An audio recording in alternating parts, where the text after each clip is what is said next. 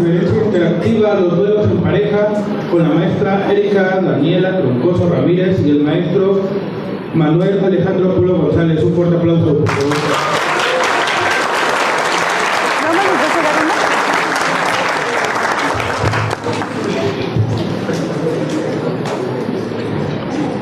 Hola muchachos, buenos días. Me da gusto verlos de nuevo. Ya los extrañábamos. Bueno, me da mucho gusto presentar a mi compañero. Él es Manuel Alejandro Polo González, es maestro en tanatología, maestro en psicoterapia transpersonal integrativa, cuenta con una licenciatura en psicología y diversos diplomados. Y pues también ya me conocen, la maestra Erika Troncoso, y estaremos hablando acerca de los duelos que se presentan dentro de la pareja. Bienvenido, Ali. Gracias, Eri. Muy buen día a todo el auditorio. Muchísimas gracias, cuerpo administrativo, radio y colegas que nos acompañan en esta pequeña conferencia. Vamos a iniciar de lleno con este tema que tiene que ver con los duelos en la pareja. Un poco la mirada que traemos es desde la visión también transpersonal y compartiendo un poco también la mirada psicotanatológica en algunas experiencias y temas referentes al acompañamiento en el tema del duelo. La intención de esto es que podamos aterrizar algunos conceptos, aquellos que se dedican al trabajo con duelo o están en formación del conocimiento del tema de duelo, y también para los que ya lo aplican y también para los que, independientemente de que no tengan un trabajo de manera profesional con temáticas de duelo, lo podamos aterrizar desde la parte personal ontológica. Y desde ahí vamos a comenzar haciéndonos una pequeña pregunta, una pregunta base, porque muchos de los procesos de desarrollo que se dan en diferentes, solamente en el, aunque aquí vamos, fue la primera vez consciente de tener una pareja. Y cuando hacemos esto de hacer la pregunta de manera consciente, hacemos alusión también a que hay procesos dentro de nuestra línea de vida que también implicarían revisar procesos que fueron de manera inconsciente, parte también de nuestra influencia. Así como un inconsciente personal, así también como un inconsciente colectivo que marca este psicólogo suizo Carl Gustav Jung, que abordaría también no solamente enfocarnos en la parte individual, sino tomar el contexto de lo social. Es importante tomar en cuenta que en un proceso de duelo separemos qué es primero una pérdida y lo que es una pérdida significativa. Debemos de entender que en la vida nosotros, todo lo que vamos experimentando se basa en encuentros y despedidas. ¿Se han dado cuenta que la vida se basa en encuentros y despedidas? Y que hay una pregunta que igual me quisiera meter por otro lado un poquito al aspecto filosófico, también para abordar alguna temática influyente sobre preguntas que nos llevan a cuestionamientos referentes a el sentido de pertenencia que tenemos con el mundo material y también con las relaciones interpersonales. Si yo te hiciera la pregunta de qué te pertenece en la vida, ¿cuál fuese tu respuesta? ¿Qué te pertenece en este momento? Hay un libro que me abrió mucho el panorama para poder entender este cuestionamiento. Erich Fromm escribía el libro Tener o Ser, Ser o Tener, de Erich Fromm, que hablaba justamente sobre esta parte de que hoy nos tratamos más por lo que tenemos que por lo que somos. Y qué tanto nosotros depositamos, tanto en los objetos como en las personas, esas cargas significativas. Entonces, hablar de un duelo implicaría necesariamente tener una vinculación significativa con el objeto. En el caso de la pareja, cuando recordamos las épocas adolescentes, incluso en el jugueteo del niño y de la niña, llegamos a tener ya una idea simbólica sobre estas figuras. Aunque si nos basamos en modelos como el psicoanálisis, que abordaría que estas primeras parejas comienzan desde los primeros modelos que empezamos nosotros a tener interacción desde etapas muy tempranas. ¿Hasta dónde empezamos entonces este ego que parte desde una cuestión narcisista a no solamente ver por uno, sino ver por otro? Y que eso también va a tener una alta influencia en los procesos de nuestras relaciones amorosas. Por eso es que hay que hablar también de lo inconsciente, de nuestra línea de vida, de quiénes fueron esas primeras parejas, independientemente de la pareja que tuve a lo mejor en el bachillerato, a lo mejor en alguna parte de tu etapa de desarrollo en tu línea de vida, desde dónde yo me empiezo a vincular. porque esa vinculación va a ser sumamente importante para lo que se desencadena más adelante. Lo que quiero también poner en claro es que cada sujeto asume una responsabilidad de su propio bienestar y su propio amor. Decíamos que la salud mental radica en la capacidad que tiene un individuo de darse amor a sí mismo. ¿Qué tanto esto está más adelante en disposición y en juego también cuando dicen por ahí, yo me entrego a un otro? Incluso por ahí dimos un taller que tiene que ver con el mito del amor romántico, que también es una alta influencia para la construcción de lo que vamos generando en diferentes etapas. Si reflexionamos e indagamos cómo fue ese vínculo, esa base va a ser fundamental para poder entender las posteriores relaciones. Incluso si nos damos desde la cuestión transpersonal, nos hemos preguntado cuántos duelos en pareja han vivido nuestro sistema familiar. Ustedes han indagado sobre esa línea un poquito, sobre cuántos duelos en el sentido de mis relaciones interpersonales, principalmente mi familia, tanto nuclear como secundaria, han vivido procesos que no se han elaborado, procesos de dolor, procesos de sufrimiento que no se han elaborado y que también van a influir en la conducta de nuevas generaciones, a través de una predisposición de la conducta por esta influencia de este inconsciente colectivo. Entonces, ¿qué es un duelo? Podemos decir que el duelo es la pérdida de algo significativo que vive una persona, que deposita un vínculo, decía por ahí el doctor Marco, a través de la interpretación vida-muerte que tiene el sujeto en su experiencia de vida. Quisiera hacer otra pregunta. ¿Cuándo aprendiste o fuiste consciente de lo que era un duelo? Porque los hemos vivido, más no siempre los hemos hecho conscientes. También ha pasado que de repente estamos constantemente en relaciones y decimos, ¿por qué pareciera ser que busco un tipo de relación en el cual incluso salí por X o Y razón y vuelvo nuevamente a caer en una relación con algo similar? Porque no se trabaja, repito, lo inconsciente. Aquel que indaga sobre su vida personal y familiar y social e interpersonal empieza a valorar también parte de lo que se proyecta hacia allá afuera, y lo que a veces yo no puedo darme, más adelante se va a proyectar en una pareja. Y esto es tan real que a veces depositamos en el otro la responsabilidad que tengo que tener sobre mi propio bienestar, sobre mi propia estabilidad personal. ¿Y hasta qué punto dejo en juego esto a responsabilidad del otro, sin tomar en cuenta que también yo tengo como tal una responsabilidad sobre el tema de cómo me estoy vinculando y para qué me estoy vinculando? Levanten la mano aquí quienes tienen pareja. Que se quede la mano levantada quien coincida querer a su pareja. Ahora, otra pregunta. ¿Le han preguntado para qué la quieren? ¿Sí? Bájenle a su mano, gracias. ¿Para qué la queremos? A una pareja. Para cubrir mis carencias, para construir algo juntos, para violentar la libertad de la otra o del otro. Allá quieren contestar.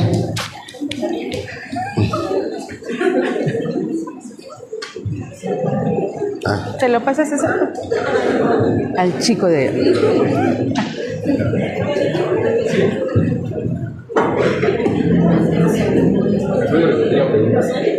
¿Para qué quieres una pareja? ¿Para qué quieres una pareja? Para toda la vida. Bueno.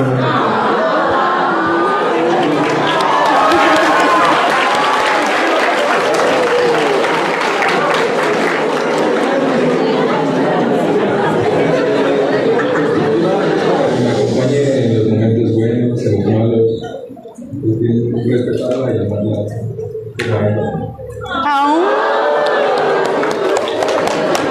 Ok, gracias. Incluso podríamos dotar esta experiencia desde una parte trascendente y trascendental para estar toda la vida.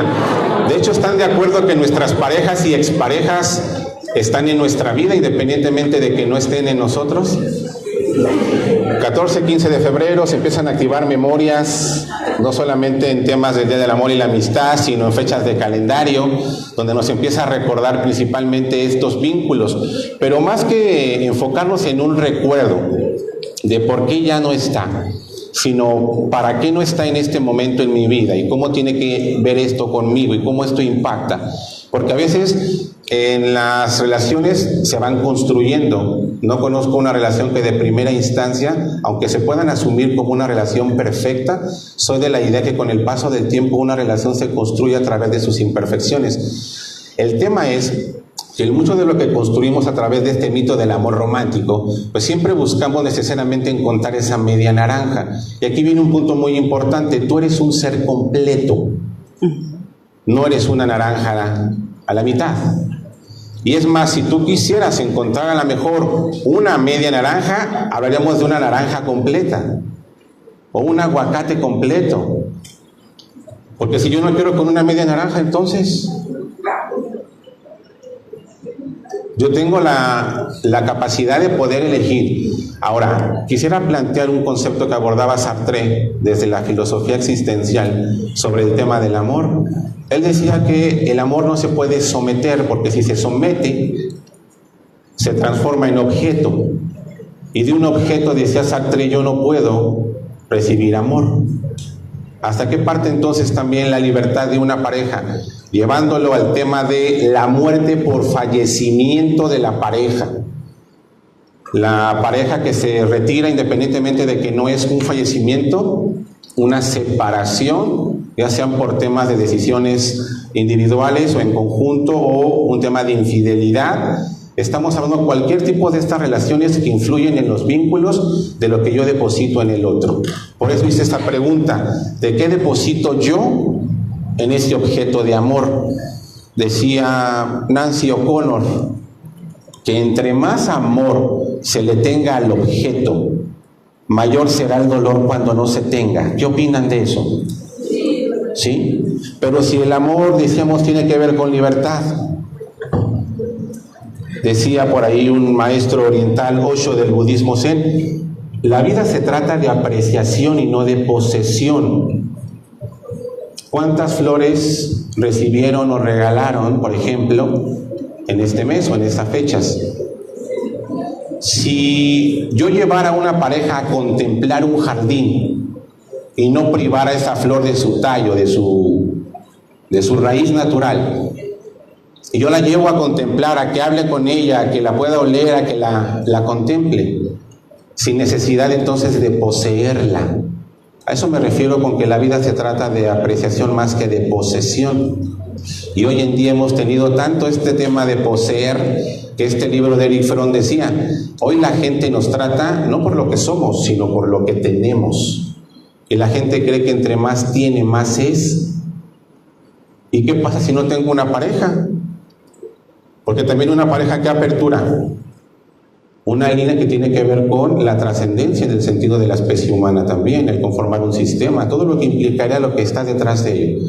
Pero me quedo aquí tantito para que le demos voz a Eri. Muy interesante lo que nos comentas. Yo incluso continuaría con los cuestionamientos. Muchachos, regresémonos a las primeras etapas de nuestra vida y tenemos algo que se llaman anécdotas. Y en esas anécdotas, Igor Caruso nos dice: ¿de qué manera recibiste el amor por parte de tu cuidador primario? Anótenlo.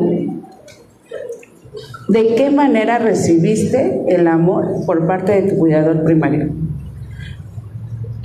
Que tradicionalmente aquí, pues sería la madre, ¿no? Y muchas veces, pues nuestra madre biológica.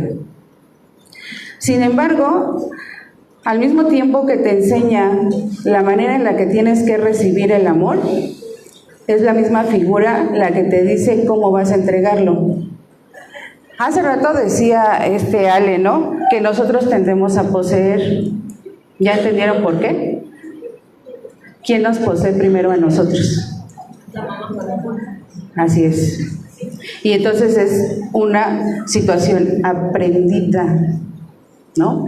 Y entonces aprendemos también a amarnos hacia afuera, en el otro, por modelo de crianza, porque justo la madre nos dice que el amor está en el otro y se vive desde ahí para su felicidad y sus emociones y todo lo que ella pueda vivir. En cuanto los hijos no están, entonces se acaba la vida, ¿no? Entonces puedan entender por qué si la pareja no está, parece que se les acaba la vida. Cuestiónense, ¿de qué manera les enseñaron que tenían que tener una pareja? Este es un tema muy interesante porque justo en este primer modelo de crianza que se da dentro de la familia, nosotros de pronto podemos cuestionarnos, ¿por qué si yo veo que tengo un padre amoroso? ¿O por qué si yo veo que es un padre proveedor? ¿O por qué si yo veo que él sí interactúa conmigo, tengo conflictos con mi pareja? ¿Por qué? ¿Por qué si aparentemente yo tendría que haber elegido a una pareja como él, entonces no es? Y entonces la respuesta es que nuestros cuidadores primarios generaron en nosotros estas primeras introyecciones en donde nos compartieron a su pareja. Entonces ustedes eligen parejas de acuerdo a cómo se les habló de la pareja. ¿Ya entendieron por qué tienen conflictos? ¿A quién se parece su pareja?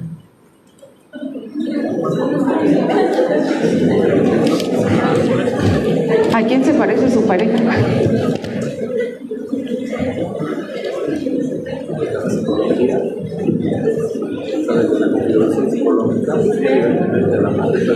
Pero no es una cuestión aprendida.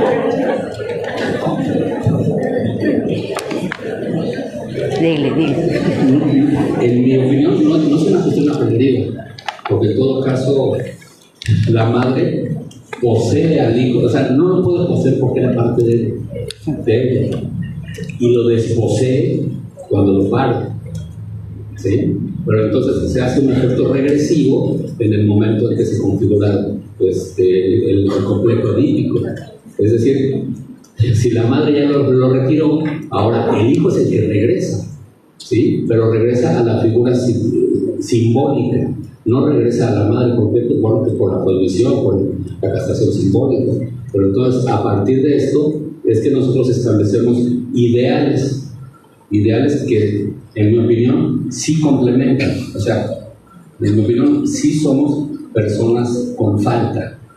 Si no de media naranja, porque si no, la media naranja sería una copia mía, sería una mitad igual, ¿no? No, el complemento es algo que me hace falta, pero que es distinto a lo que yo tengo, porque si no, pues ya lo tengo, Sí.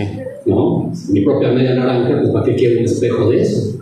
¿No? Entonces, necesito algo más, algo que me complemente en lo biológico para trascender biológicamente, en lo psicológico, en lo social, en lo económico, en lo productivo, porque en mi opinión si hay falta allí, pues, ¿no? Sí. Y cuando eso falta, pues duele.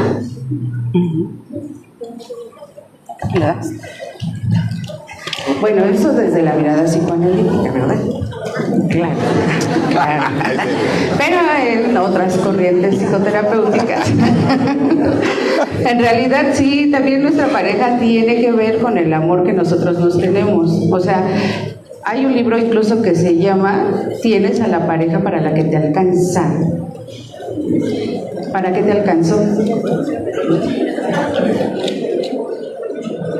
Respondan esa pregunta. Ahí ya vi que están ahí diciendo sus anotaciones. ¿Para qué te alcanzó en esa pareja? ¿Poseo a mi pareja? La realidad es que sí, porque aquí es donde ya se van a realizar esas manifestaciones incluso de los primeros apegos, ¿no? Entonces apenas se despega de ustedes la pareja y entran en angustia. Así, literal, sienten que se van a morir, les detonan ansiedades. Muchachos, cuestiónense cuántas veces los han desconfirmado antes. La palabra desconfirmación quiere decir que ignoraron mi existencia, acuérdense. Y entonces, una manera en la que nosotros nos comunicamos a veces con la pareja, en donde emitimos este tipo de sanciones, es la prohibición de la palabra o la confirmación de la existencia. Por eso tenemos esta detonación de ansiedades cuando se van, pero ni siquiera corresponde al momento presente que estamos viviendo con la relación, sino justo a lo que decía Alex, a esas cuestiones no cuestionadas de antes, cómo se vivieron esas separaciones en nuestras familias anteriormente, cómo se sigue viviendo y cómo siguen pasando de generación en generación las relaciones que siempre llevan a algo que se llama como el fracaso, la separación de las parejas. Actualmente, la comunidad joven lo que está haciendo, o en su mayoría, está estableciendo relaciones como más superficiales. Es un engaño mental, porque de todos modos están sufriendo. Y lo sufren mucho. Entonces, nosotros, ahora desde las cuestiones tanatológicas, estamos hablando de cómo en la práctica clínica justo atendemos todo este tipo de situaciones en las separaciones que ustedes llevan y que además tienen que ver con la posesión que decía Alex del objeto, que ante no tenerlo, entonces estamos teniendo desorganizaciones muy importantes en ustedes, que incluso los llevan a los colapsos, los llevan incluso a tener cierta ligereza en un pensamiento incluso como desesperanzado. Se cuestionan, ¿por qué sigo teniendo conflictos en mis parejas? Cuestiónense, ¿cuántas de las relaciones que han tenido terminan de la misma manera? Entonces solo van cambiando el nombre, ¿no? Se llama Ana, se llama Maricruz, se llama Julieta, se llama Valeria. ¿Y cómo se llama actualmente entonces? ¿Y por qué sigues teniendo el mismo resultado con las parejas? ¿Qué piensas de eso, Ale?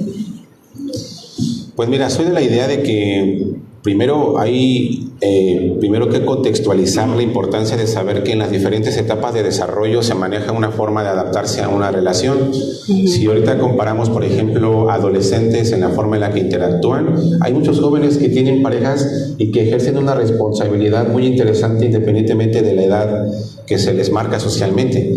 Hemos tenido también adultos, obviamente eso dijimos, empieza desde los modelos tempranos, pero se empieza a ejecutar más en la etapa, como decía el doctor, cuando se marca ese Edipo y después principalmente en la zona genital empieza a haber un destape hormonal nuevamente en el adolescente y buscamos ese acercamiento que a lo mejor el término superficial tendría que ver con empezarme yo a vincular en estas edades hacia con el otro para al mismo tiempo empezar a conocerme. Si lo vemos desde el duelo sería entonces qué tan importante. Erikson hablaba de las crisis en el desarrollo de la identidad y muchas de esas crisis se van a dar a través de procesos de duelo, donde uno de esos duelos implicaría también ciertos duelos que se vinculan a relaciones significativas, aunque muchas de las relaciones de jóvenes, por ejemplo, o incluso en adultos, no llevan del todo un vínculo que desate duelo. Tengo personas cercanas que conozco esta parte de cómo llevan su relación con diferentes parejas, incluso no solamente es una pareja, son varias parejas. ¿Qué tanto ese sujeto toma en serio a esa otra pareja? Partiríamos de las necesidades que buscamos en el otro, que pueden ser desde lo sexual, pueden ser desde una necesidad de afiliación. Sabemos desde lo transpersonal que una emoción cuando se codifica, que es el afecto, pues esto se torna en dependencia, y la dependencia en la pareja es uno de los temas también más sonados. Los duelos que se dan por esta parte de no permitirme buscar mi propia estabilidad independientemente de darme este amor a mí, siempre estarlo buscando o proyectando en el otro. Entonces, si yo no puedo darme, esa es una regla básica en las parejas, ¿no? Nadie puede dar lo que no tiene. Pero estamos en una construcción y esa construcción se va dando a través de las etapas de desarrollo en sus relaciones amorosas. Solo que no todos y todas tienen claro qué es lo que se busca a veces en una pareja. A lo mejor desde el instinto y desde lo biológico buscamos esta parte de supervivencia, pero fuera de ahí nos hemos puesto a pensar esta primera pregunta que hacemos al principio de entonces, ¿para qué tener una pareja? El segundo paso, ¿para qué tener un hijo? ¿Para qué tener este compromiso o compromisos hacia con el otro? Aunque Aristóteles decía, si no mal recuerdo, que el otro era mi otro yo. Así dice una frase, el otro es mi otro yo. Pero el otro no soy yo, que es lo que decían también por acá, muy válido. Yo entro en la parte de la figura de lo que yo busco, que inconscientemente mucho está depositado en las primeras relaciones que llegamos a tener. Y no siempre el tener una madre mala o un padre bueno nos asegura entonces siempre buscar una figura de esa misma línea. Hay personas que después hacen conscientes estos procesos y dicen, yo quisiera hacer todo lo contrario de lo que fue mi mamá conmigo. Y empiezan a tener cambios referente a lo que les implicó su contexto. No por algo este escritor español MJ tenía una frase muy interesante que decía que el presente de lo que somos se sumerge en el pantano de lo que fuimos. Y si tú no trabajas contigo el autoestima, el amor propio, el automerecimiento, varios elementos que también se trabajan, eso después va a estar en disposición del sistema familiar o de pareja. Ustedes sabían que en una relación de pareja siempre hay una parte que influye más sobre la otra, que predomina más sobre la otra, en el carácter puede ser, incluso hasta en las cuestiones financieras. ¿Qué tanto ahora de lo que tú eres tú y yo soy yo, y ahora podemos construir juntos? Porque también el otro es un referente para mí. Yo no puedo del todo constituirme solo o sola.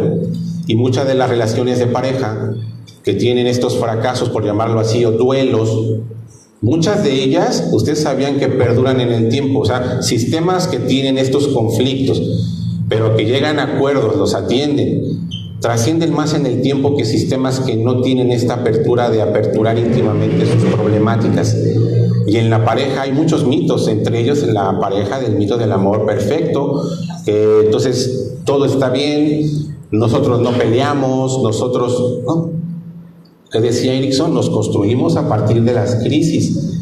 El ser humano evoluciona a través de esas crisis, hasta que después salimos ya al mundo fuera de la adolescencia, y implica que una mayor responsabilidad. No digamos que en la adolescencia no lo hay, pero como también lo marcaba Erickson, aquí ya empieza un mayor compromiso en la parte laboral y en la parte de la relación de pareja, incluso muchos consolidando el sentido de familia, aunque hoy en día pues son muchas las personas que ya están con la idea de no tener hijos, incluso tampoco pareja. Sí, bueno, retomando justo a Erickson, entonces estaríamos también hablando, muchachos, de algo que se llaman los duelos eslabonados a través de las etapas del desarrollo. ¿Qué quiere decir esto? Ahorita hablaste de la parte de la generatividad o la parte creativa, que es donde está la mayoría de la población aquí, ahora, ¿no? Que no se trata nada más de generar esta fuente de trabajo o incluso estos bienes, sino justo generar una pareja para poder empezar a tener esta comunicación. Si tomáramos entonces a Erickson como referencia, muchachos, entonces tendríamos que ir haciendo una regresión intencionada a través de las etapas del desarrollo para irlas conciliando, y sin duda vamos a regresar a la primera etapa, la de los 0 a los 2 años, otra vez, en donde está justo el recibimiento de la configuración de la confianza que nos establece en el mundo y que nos desarrolla la esperanza para la vida. Es decir, actualmente, desde mi perspectiva, incluso ya en la práctica clínica, lo que estamos teniendo es que justo esta evolución en los modelos de crianza tiene algo que está como que está resonando mucho, que es algo que se llama no integramos a los padres, no tenemos la integración de mamá y papá. Entonces tenemos como una lucha interna de manera constante que no nos permite incluso mantenernos en el rol con las funciones que corresponden incluso dentro de una relación. Entonces estamos ante relaciones en donde, ejemplo, somos una relación heterosexual. Yo soy mujer, pero tengo muchas situaciones de prevalencia masculina. Y entonces las relaciones que veníamos teniendo eran de una pareja, hombre, pero de muchas funciones femeninas. ¿Qué es lo que está pasando? que pues mamá y papá en esta situación incluso económica no están llevándonos a ver esas identificaciones claras, que es con quien nos deberíamos de identificar en los roles y en las funciones para después establecer estas relaciones. Hablas de las polirrelaciones, efectivamente, y se han malentendido incluso algunas de las virtudes que se desarrollan dentro de la teoría de Erik Erikson, ¿no? Hablaste de la fidelidad y me parece que es un punto muy importante porque se piensa que el otro, es decir, la pareja en este caso, te tiene que ser fiel, pero la realidad es que no. La fidelidad obedece únicamente al individuo. ¿En función de qué? ¿Cuáles son tus principios y valores? ¿Cuántas veces te traicionas para que el otro no se vaya? Entonces, ¿cómo esperamos que una persona se haga responsable de mi bienestar? ¿Cuántas veces he a lo mejor faltado a lo que yo digo que no iba a pasar?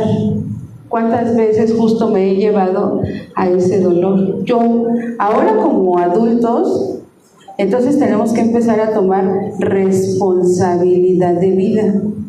Y en ese responder, ¿no? Entonces tendríamos justo que llevarnos a lo que tú nos invitabas hace rato, a profundizar, a indagar, a investigar cómo vienen esas relaciones bajando y desde dónde. No para hacer juicio ni crítica, porque finalmente el pasado no lo podemos modificar y tenemos que estar en paz con eso.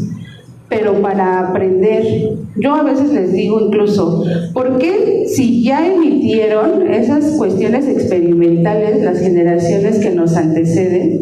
O sea, ellos hicieron observaciones al fenómeno, sí, y luego de toda esa población y de todo eso que se estaba presentando, eligieron una pareja, ¿no?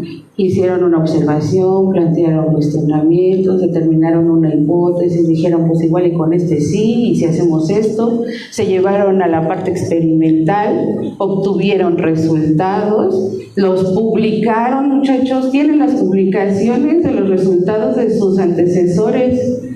¿Por qué entonces queremos repetir el mismo experimento? Es decir, el mismo camino. Entonces, si nos vamos en esa parte de los duelos eslabonados, yo les invito a que hagan una reflexión profunda, porque hablaban incluso de las cuestiones de las idealizaciones, ¿no? Los ideales. Nosotros tenemos una madre y un padre idealizados, que son los que siguen generando daño en nosotros, y que en función de eso incluso nos esmeramos para poder tener una pareja desde esa distorsión de ideales. ¿Cuándo entonces dejaríamos de tener este tipo de situaciones? Parece muy fácil, pero implica un proceso.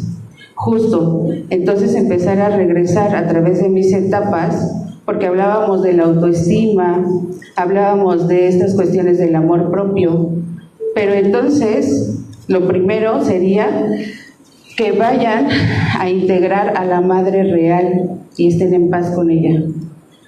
Que vayan a integrar al padre real y estén en paz con él.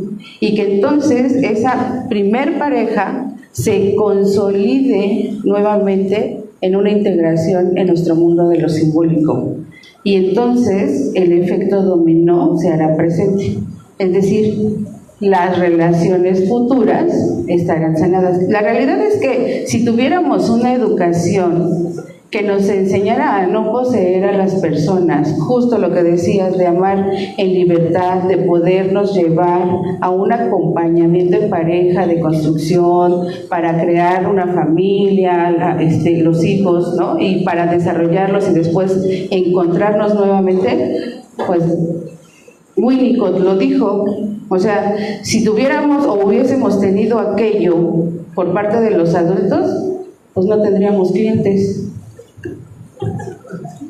No tendríamos clientes, o sea, no existirían los duelos por separación en la pareja, no existirían los duelos incluso que vienen de la muerte de una pareja, no solo de la separación, sino de la muerte misma, porque el amor entonces no tendría que doler, no tendría que doler. Decía una frase que hay que aprender a pararse de la mesa cuando ya no se sirve el amor, pero eso no implicará que yo dejara de amar. Ese es un punto pues muy importante en el duelo, porque por ahí un psicólogo argentino también lo mencionaba, ¿no? ¿Qué tanto nosotros estamos vinculados a esos amantes a la vida? Y cuando hablamos de amantes no me refiero a ese que escondes detrás del ropero, sino nuestras diferentes relaciones que tenemos en la capacidad de amar no solamente a un otro, sino a la misma vida. Decía esta otra frase que la misma vida es una herida que se cierra con la muerte, y de hecho la dinámica que vive el ser humano desde un principio ha sido una experiencia como tal de muerte. No es que nosotros vayamos a morir, ya estamos muriendo, y dentro de ese camino se experimentan multiplicidad de pérdidas que son necesarias para la misma evolución humana. Por eso es que planteamos desde la cultura por qué a veces se niega o no se permite vivir esas experiencias dolorosas. En México es muy común incluso pobretear a la persona que está en estos estados de duelo. ¿Por qué pobretear? Pobre, mira, lo dejaron. Le fueron infiel. Yo no escucho a una persona que haya dicho, esa persona se fue infiel a sí misma, aquella que a lo mejor no acató una lealtad. Y luego aquí metemos el tema del perdón, ¿no? Después, porque después tengo que yo me adjudico ser un ser superior al otro para entonces otorgarle el perdón por lo que me hizo. ¿Qué no sería por lo que se hizo? Se llama pensamiento de omnipotencia. Pero volvemos al punto de la responsabilidad del sujeto. Entonces, si me fui infiel, ¿por qué yo no me hago responsable de lo mío? De mis emociones, de mis sentimientos. Entonces, él tiene que hacer algo para que yo esté bien. Es más, hasta para que regresemos, tiene que pedirme perdón. Y no me estoy dando cuenta que eso es estar en una posición superior al otro. Porque entonces, uno que tiene esta conciencia de que el ser humano comete errores, ¿cuántas relaciones de pareja han quebrado por esto y han vuelto nuevamente y continúan una relación muy estable? Aprendió del error, ¿verdad? Hay otras relaciones, como otro paciente que ya era la cuarta infidelidad. Y me decía, dígale a mi pareja que ahora sí ya voy a cambiar. Oye, ahorita que dices eso, sí es cierto, muchachos, o sea, cuando llegan al setting, o sea, el discurso es así, ¿no? Es que vengo porque me engañó, porque me traicionó, porque me fue infiel, y entonces yo pues, no lo escucho atentamente, ¿no? Pero entonces, justo, que eso también me gustaría como aclararlo. Nosotros los profesionales de la salud, los que están en formación, no revictimizamos a los pacientes, hay que devolverles su responsabilidad. Entonces, cuando escuchan este tipo de situaciones, entonces no es así, ¿de qué hablas? ¿No? O sea, como fomentando que se viva en la victimización, porque muchas veces es lo que se busca. Más bien las preguntas tendrían que ser, ¿en qué momento te traicionaste? ¿Desde cuándo te mientes? ¿No? ¿Desde cuándo te engañas? ¿Y para qué lo haces? Y algo que tendríamos que también dejar como muy en claro es que pues nos pertenece también esa parte como ominosa, diría el doctor, ¿no? Pero también esa parte como de sombras, y nos vamos con cuestiones de Jung, en donde la realidad, muchachos, es que tendríamos que también reconocer que somos manipuladores, que persuadimos y sugestionamos a la otra persona para obtener lo que queremos de él, y que en el momento en el que no nos los otorga, entonces ya vale mal, ¿no? Porque entonces pues ya no eres. Entonces tenemos justo a esta pareja, además, bueno, el término sería como parcializada, o sea, la amo cuando me da, y cuando no, que se vaya. Pero ahí está el punto. Una expareja, hace un tiempo me la encontré, y en ese encuentro, ya teníamos años de no vernos, yo le dije, eso es mucho con el humor, y le dije, yo recuerdo que tú decías que sin mí te morías. Sigo esperando el funeral. Reíamos en ese chascarrillo, pero esto es muy cierto. ¿Por qué yo tendría que dejar de amar a ese ser humano, independientemente de que ya no sea una relación de pareja o de mayor intimidad? poder cerrar un buen ciclo, ¿no? Identificar qué fue lo que a lo mejor sucedió para entonces yo trabajarlo en mí. El tema de los duelos en la pareja es que muchas veces no se cierran los procesos de duelo. Hay algunos que sí lo cierran, pero otros que no saben la estrategia de cómo nuevamente abrirse al amor, y más cuando ha sido una experiencia displacentera. Tratamos de evitarlo desde la parte cultural, en vez de integrarlo y en vez de darme prioridad en lo que hablábamos hace un momento. Si no fue por mí, porque también esto de no fue por mí, es un tema que hay que analizar bien. Tenía yo una cliente que decía que no se separaba de su pareja por sus hijos, cuando la violentaba, abusaba de ella psicológicamente, etc. Como un reloj de arena es la pareja en este sentido. Mientras uno se llena, otro se vacía. Los medios de comunicación y las redes sociales están innovando el campo laboral. En el Instituto Mexicano de Psico-Oncología contamos con la licenciatura en Ciencias de la Comunicación para formarte como todo un profesional. Contáctanos 55 63 93 11 00 en Montevideo, 55 63 93 20 00 en Tlalpan y 55 68 19 20 00 en Tláhuac, o visita www.impo.org.mx. ¿Y hasta qué punto empezamos a entender que yo, para poder comprometerme con un otro, tengo que estar comprometido conmigo? Y desde ese compromiso entonces brindo hacia el otro eso que se va a brindar, ese amor o esa relación que se está proyectando. Pero yo tendría entonces que tener la capacidad de poder entonces mantener y ser consciente de la libertad de esa otra pareja. Cosa que no siempre es así, siempre es violentado. Y a veces hasta en cosas muy sutiles.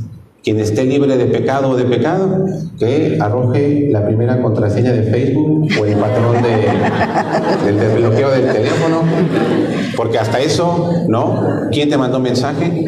¿Por qué subes esa foto? ¿Por qué esa falda? ¿Por qué esto? ¿Por qué lo otro? ¿Por qué sales con tus amigos sin mí? Oye, ¿cómo se empiezan a señalar? Mira.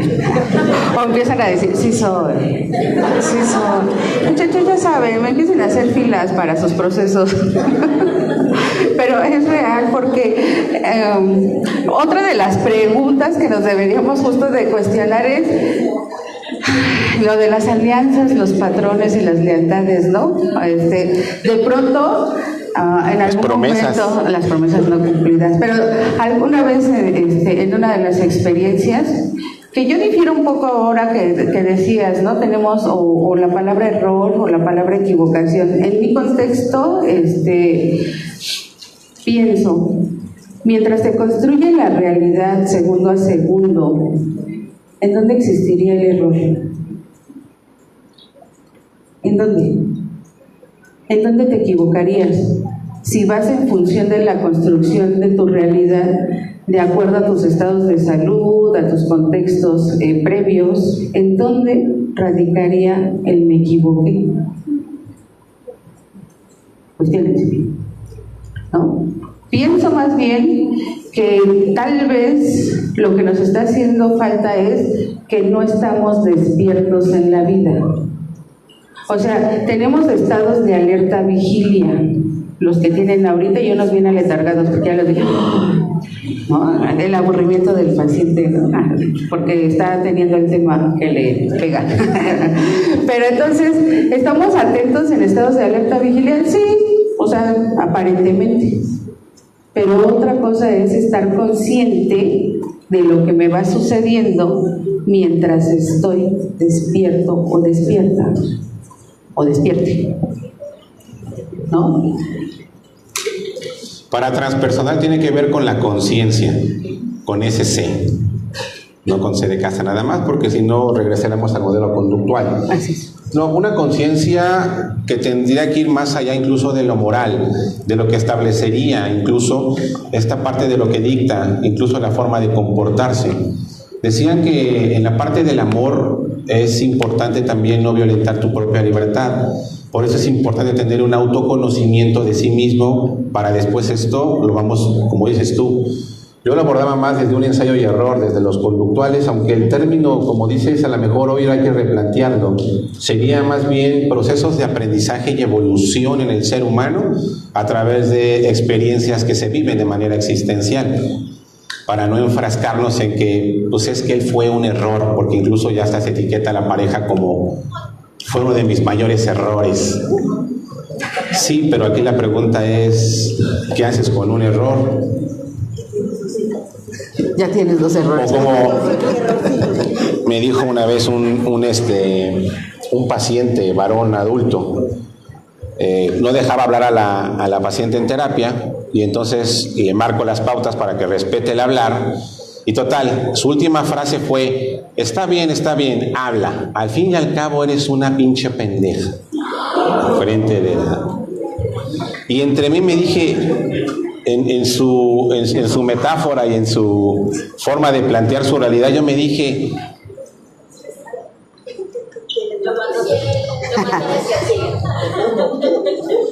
pero ¿estás de acuerdo que eso era un juicio que él tenía?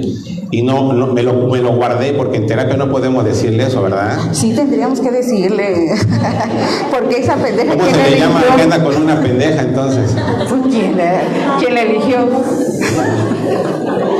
Ahí me doy cuenta de esa capacidad de conciencia, a lo mejor, de lo que el sujeto tiene, y que a veces no logra del todo darse cuenta cómo lo está virtiendo hacia una otra persona. Pero a veces no es tanto el otro, sino la que recibe o el que recibe. ¿Qué tanto tengo también yo el valor de conocerme y decir, esto no es para mí? Carencias, situaciones que a lo mejor van a estar ahí, son las que a veces van a hacer que yo no pueda entonces dar ese siguiente paso, porque no he aprendido, y eso es muy directo, no he aprendido a vincularme conmigo mismo, y por eso busco eso que estoy buscando en el otro, pero que mucho de eso tiene que ver con mi propia responsabilidad.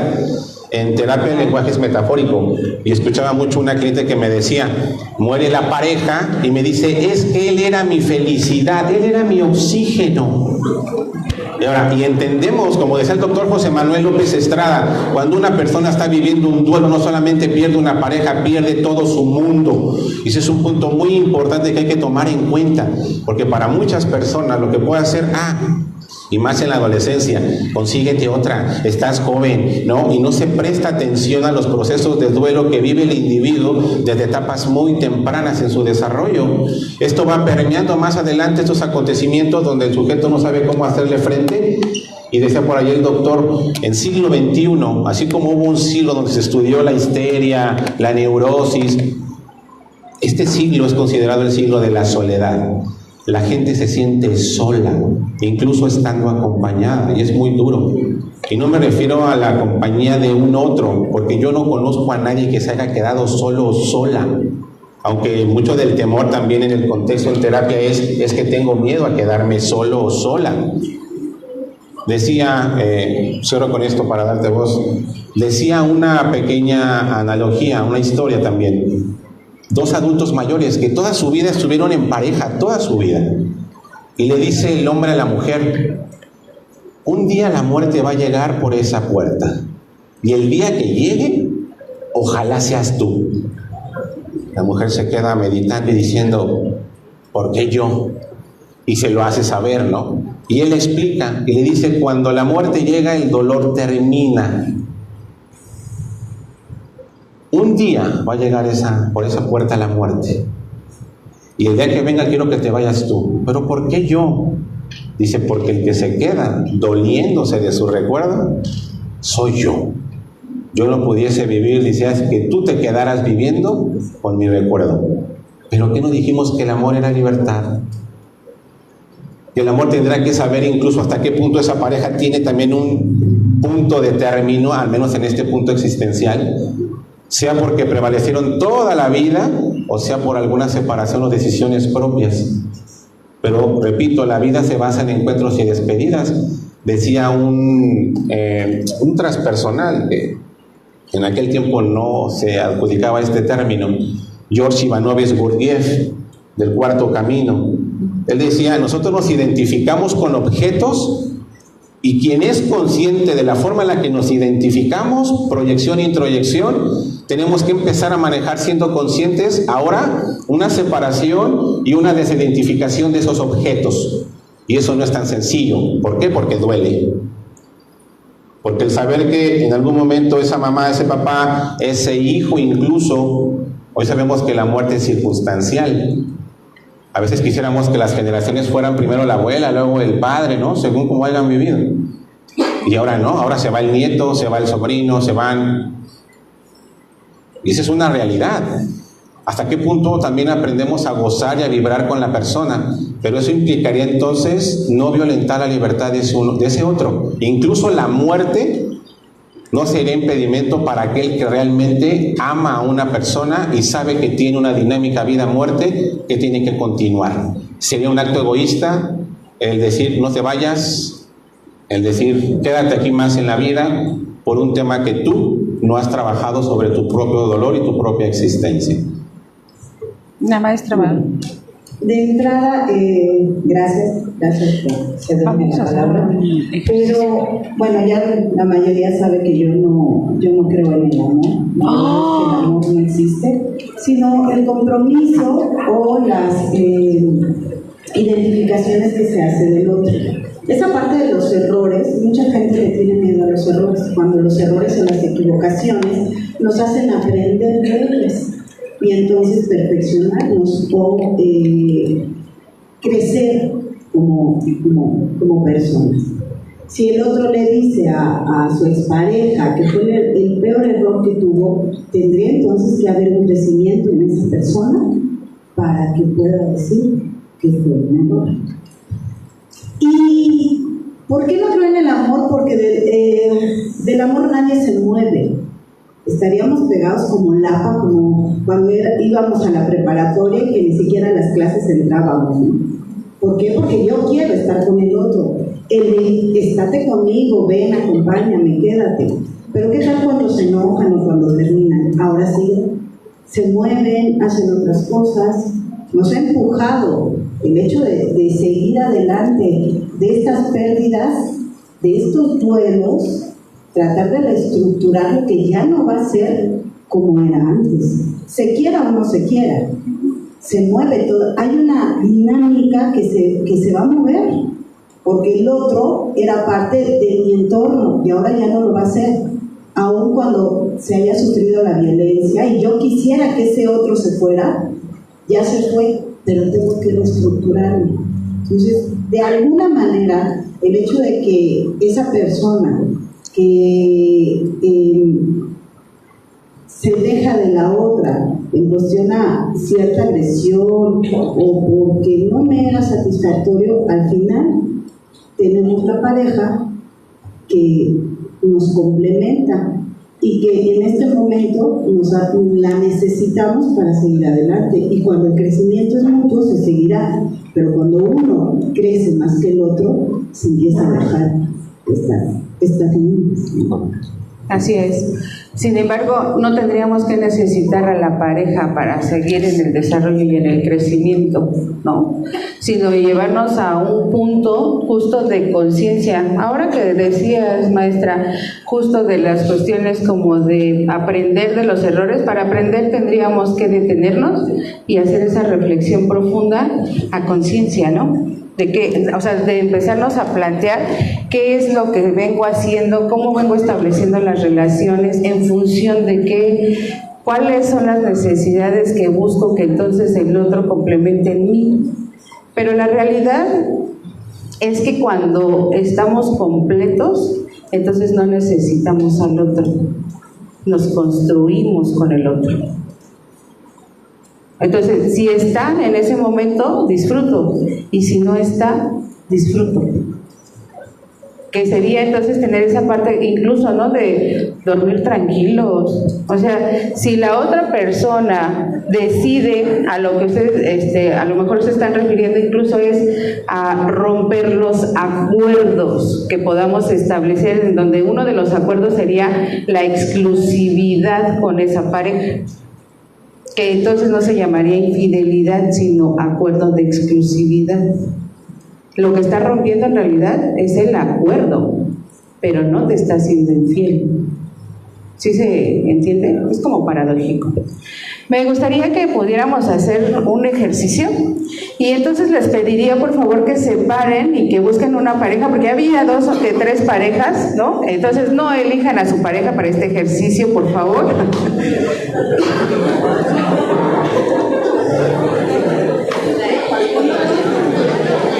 que no te vas a llevar esta actividad para ver si puedo hacer una rápida? Nada más para la diferencia de la frontal. 8 minutos. Está bien. 8 minutos. No, 10 minutos. Sale. ¿Ya estamos listos? ¿Ya eligieron a su parejota? Bueno, pongan atención a la indicación, pongan atención. ¿Qué es lo que vamos a hacer? Levanten la mano quienes A, quienes B. ¿Cómo? Aquí 2A. ¿Quién es A? Levanten la mano, ok. Empiezan los B. Los B van a comentar durante 2 minutos, únicamente durante 2 minutos.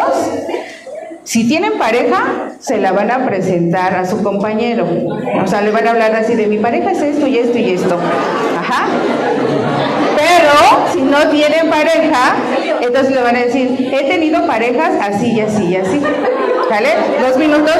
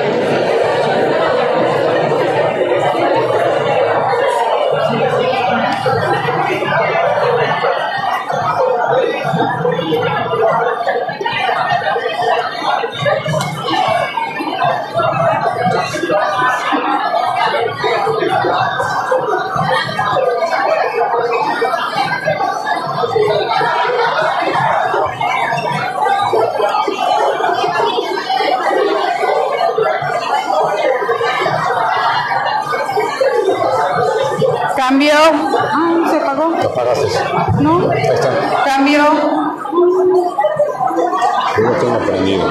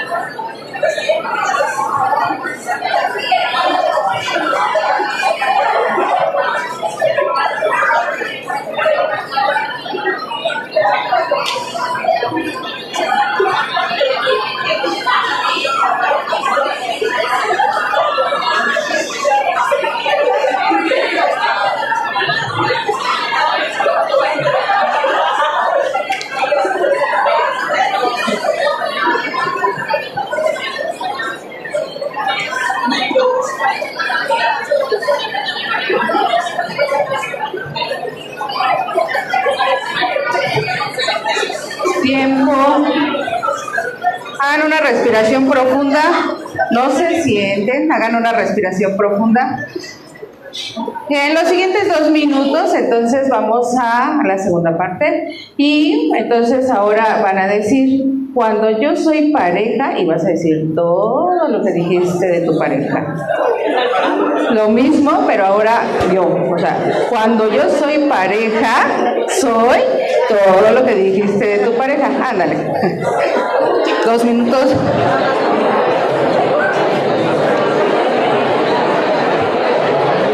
Está buena esa. Son sus interpretaciones, ¿no?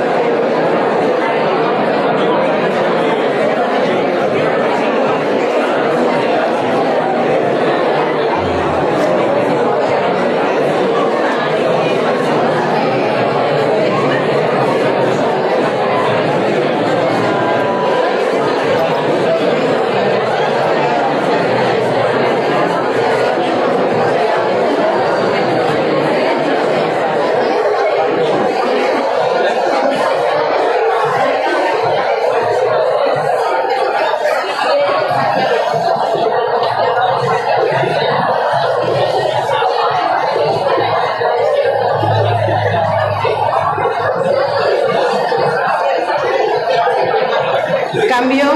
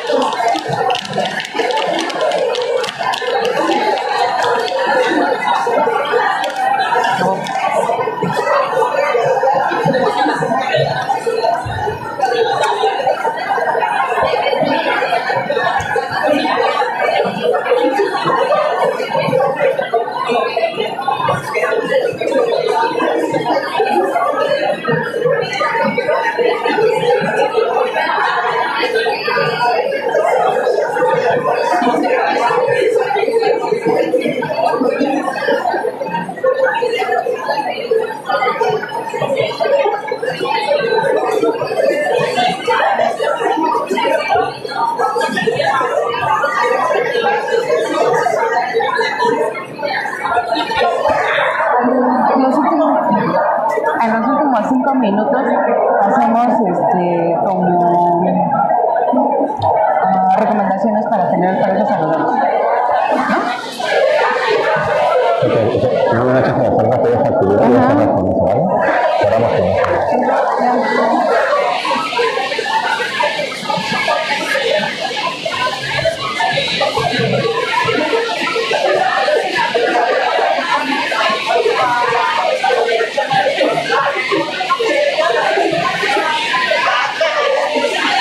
Tiempo. tiempo. Agradezcan a su compañero, tomen sus lugares.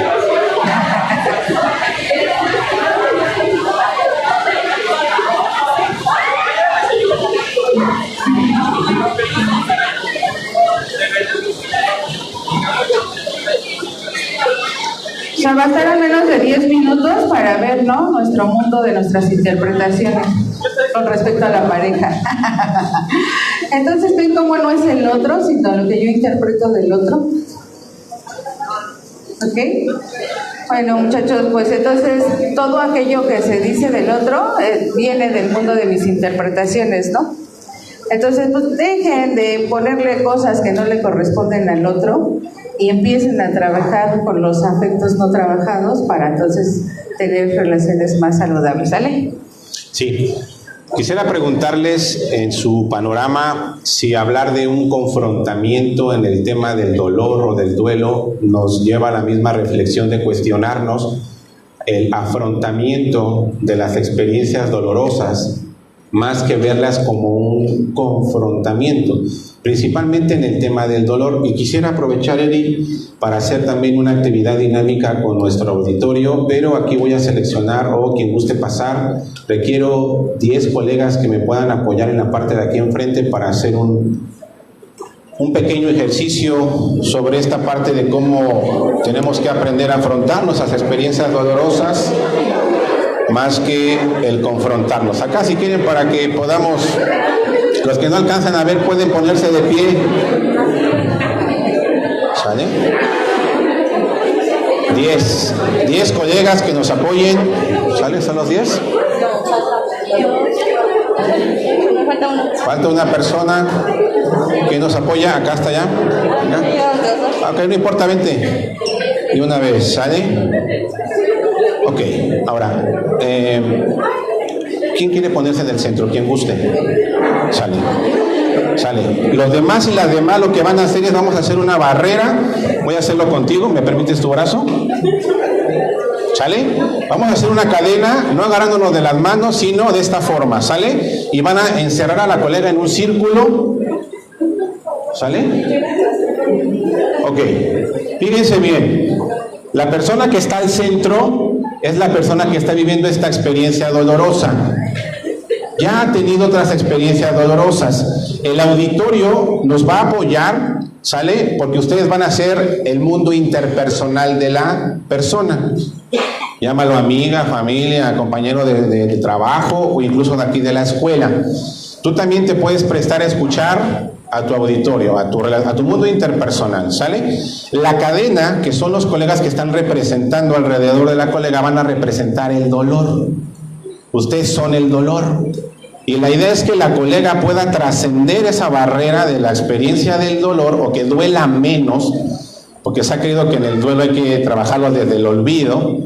Los duelos no es que se olviden, los duelos se elaboran. El que no duela como dolió hace años no quiere decir que hoy no pueda sentir esa experiencia, ¿sale? Entonces, ¿cuál es su misión? Van a impedir que la colega salga del sitio. Y entonces, ¿cómo te llamas? Ale. Entonces, Ale va a tener el objetivo de salir de ese círculo, ¿sale? Cuando cuenta hasta 3, la cadena hará todo lo posible, ¿sale?, por no dejarla salir, y tú harás todo lo posible por salir de ese dolor, ¿sale? El público puede participar también, es tu mundo interpersonal, a la 1, a las 2, a las 3.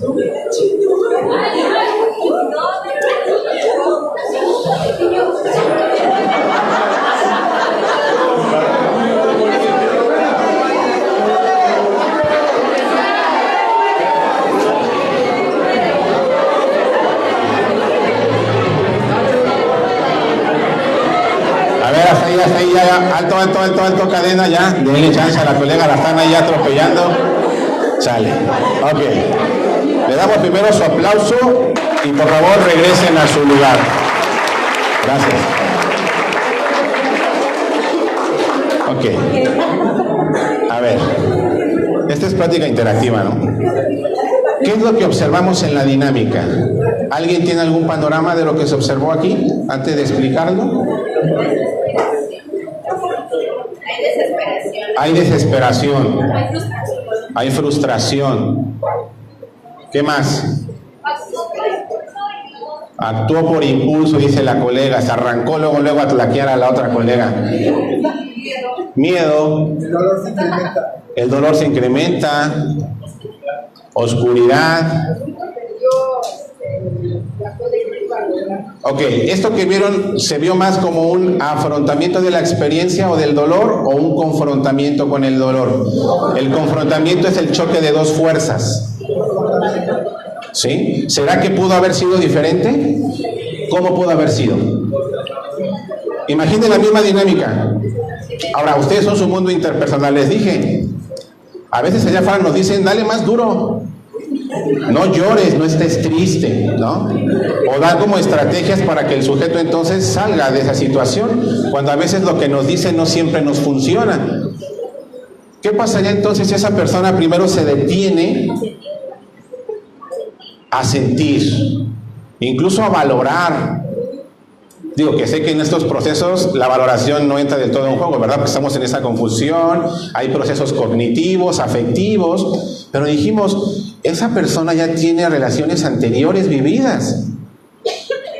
Ese aprendizaje del que hablaban entonces, ¿cómo pudo haber sido en la dinámica diferente? ¿Qué pasaría si yo le hago, por ejemplo, cosquillas a un compañero? ¿Me desgasto tlaqueando al otro? No. ¿Qué pasa si yo me pongo a platicar con mi dolor? ¿Quién platica con su dolor? Claro, pero es lo que tú decías, es primero permitirme sentir, no entrarle de lleno al confrontamiento con el dolor, y más cuando la cultura nos ha dicho, sentir es malo, y más lo displacentero. Entonces, ¿qué otra estrategia pudimos haber hecho aquí para que la chica saliera de esa cadena? Analizado.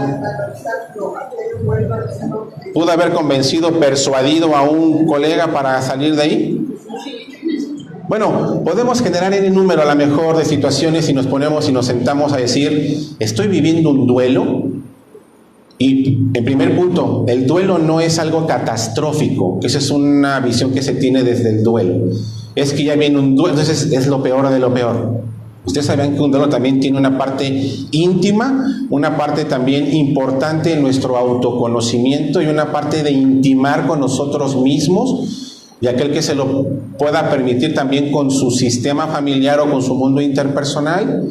Entonces yo les invito a que antes de arrancarnos hacia ese dolor y ponernos los guantes, porque de hecho en una definición etimológica de duelo están estas dos palabras, que es duelum, que significa combate, y dolus, que significa dolor. Entonces el duelo es un combate con el dolor, con la vida. ¿Qué es lo que duele, la muerte o la vida?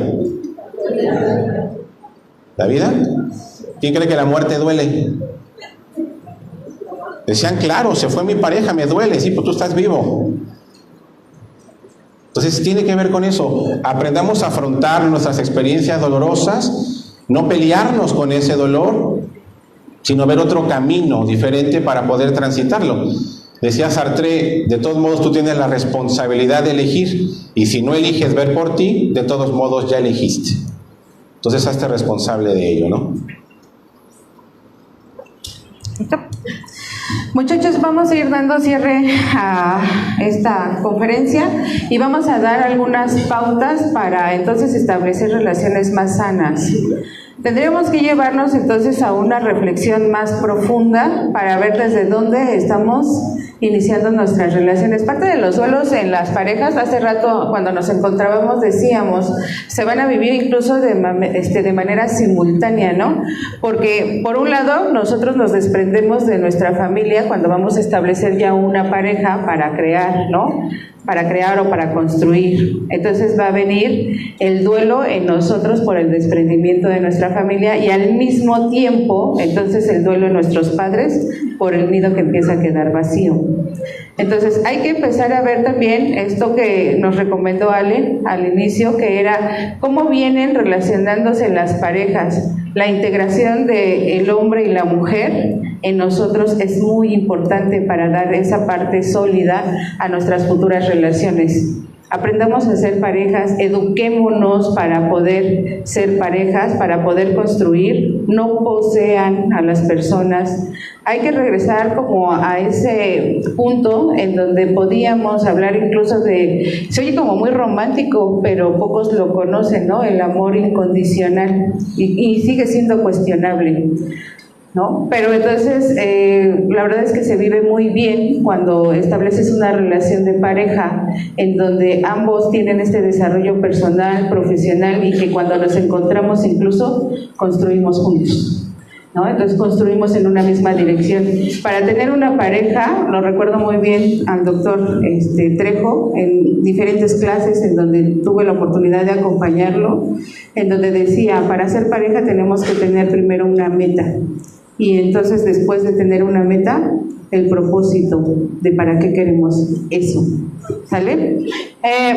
Pues vamos a estar interactuando con ustedes. Ale y yo decidimos hacer equipo en este primer semestre por parte de la Decanía de Tanatología.